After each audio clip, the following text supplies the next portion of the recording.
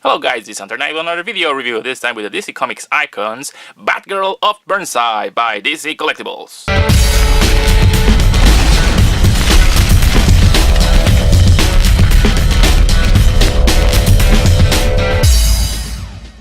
Thanks for tuning in. The controversial Batgirl of Burnside has been made as a figure by DC Collectibles, so let's take a closer look at the packaging. The Batgirl of Burnside logo on top. On the front you can see Batgirl proudly displayed here with all of her accessories, her motorcycle, because this is the deluxe Icons figure, Icons label on the front, number 23 in the Icons collection. And on the back you can see a picture of the upcoming Darkseid. There are no bios for this thing, but they do give credit to the people that made it. This is Ivan Reis and sculpted by Paul Harding and Adam Ross.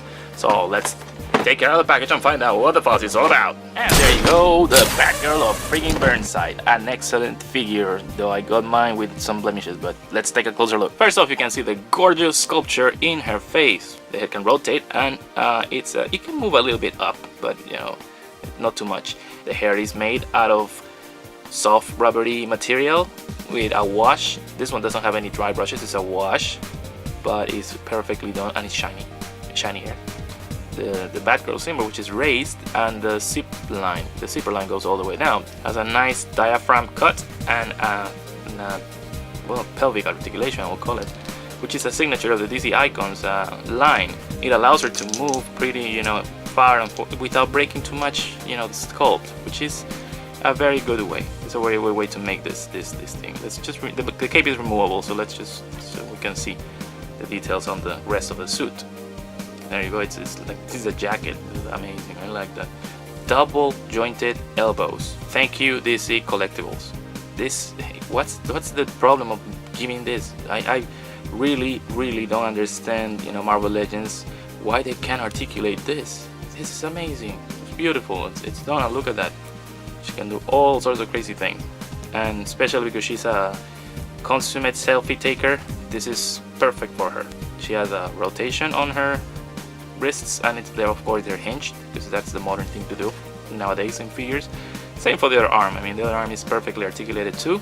Going further below, her belt is made of a soft plastic. It actually can travel whenever you sit her on the motorcycle, so you know it doesn't hinder any position, but it's pegged to the figure by this little post here. It's glued, and mine is glued. On her legs there are no thigh cuts.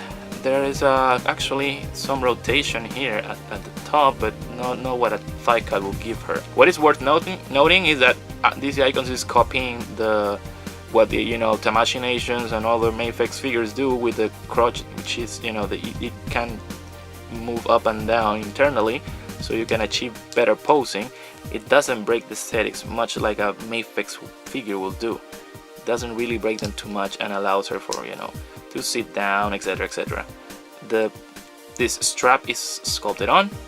She has, of course, double jointed knees and double jointed elbow. Look at that, beautiful combo. Her boots are kinda yellow with laces on top. There is articulation there. It pivots, moves up and down, and of course there's an ankle swivel, rocker, pivot, whatever that we all love. For accessories, she comes with a boatload of them, because this is a especially deluxe Icons figure. First off, I have to address this. Oh my god. Mine came with all the paint applications in the face completely messed up.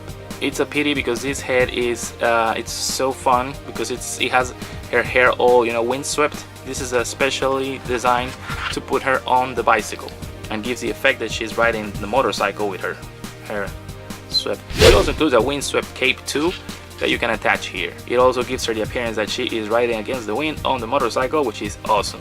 Both capes are made of soft, this is actually vinyl plastic, I would say. This is vinyl plastic, very soft, very pliable. She also comes with 4 extra hands. She includes something, you know, it's I suppose it's an iPhone, you know, it kind of looks like an iPhone. You can see the camera there, because she's a consummate selfie taker on the comic books.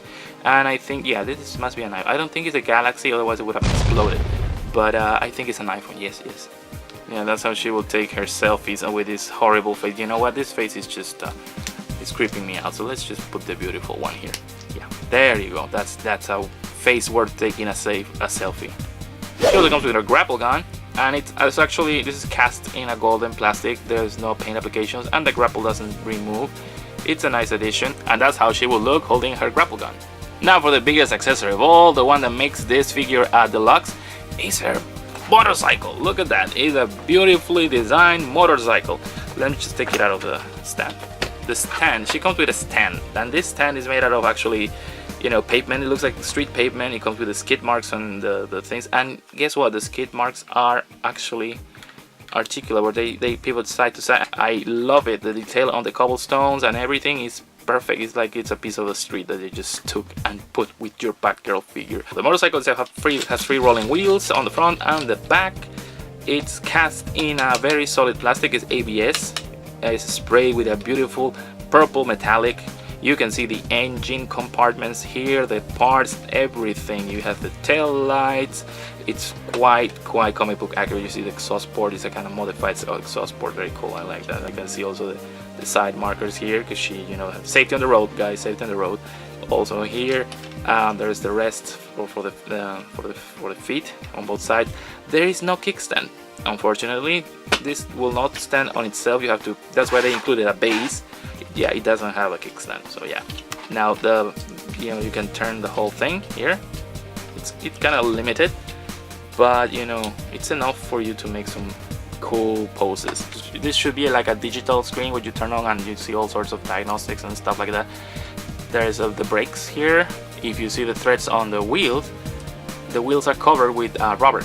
This is rubber. This is not plastic. This is rubber, and the rubber has been detailed as if it's dirty.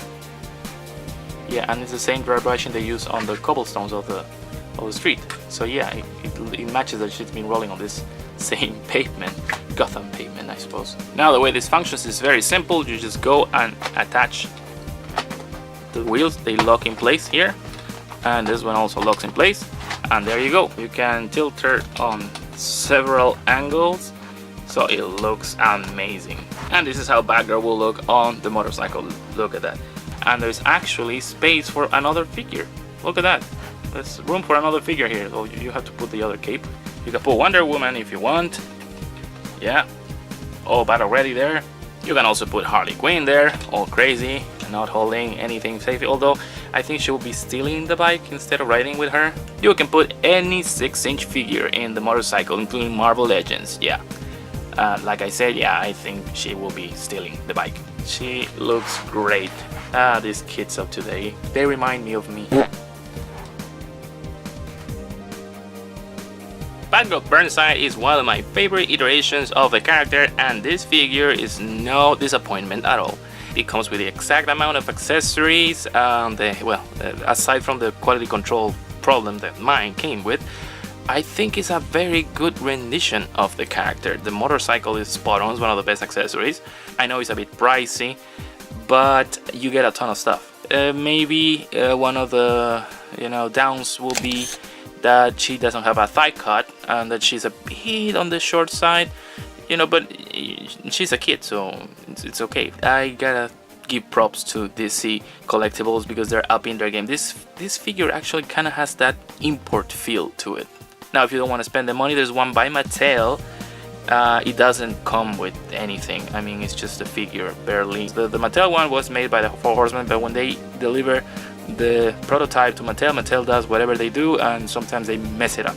Alright, if you want to check them out, I have links in the description for both figures as well as other Batgirl of Burnside products. Thanks for watching my review. This is Hunter Knight signing out. Wasn't that fun? Subscribe to my channel for more videos like this. Also, don't forget to visit the Toy and Pop Culture feed for the latest toy news. Thank you! Impressive.